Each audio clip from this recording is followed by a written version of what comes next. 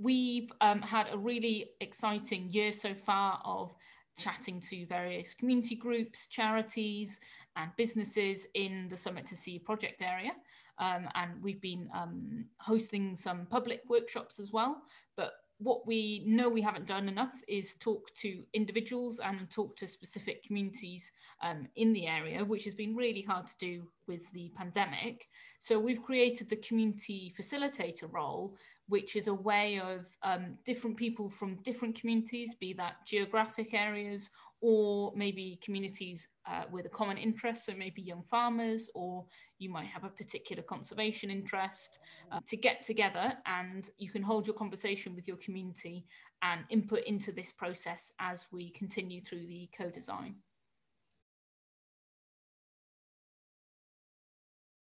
I would recommend that you head over to our website, where we've got a whole load of different resources that we've pulled together to make this process as easy and as enjoyable as possible.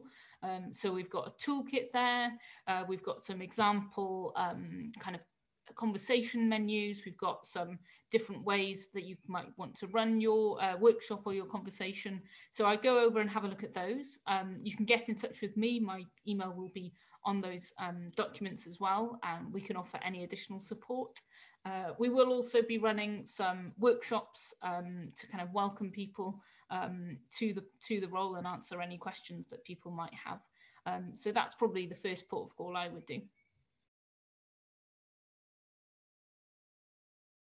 For me, one of the exciting things about this is that we're hoping that this will really open out the conversation to more than just the usual suspects. We've got such a wide range of communities in this part of Wales that it's really important to the project that we involve everybody who's got an interest in this and who has a stake really in the future of our land and sea. So it gives a really good opportunity to widen the number of voices involved in the project. So I think that's what's kind of so exciting to me, is that we could have a whole range of new voices coming to the table.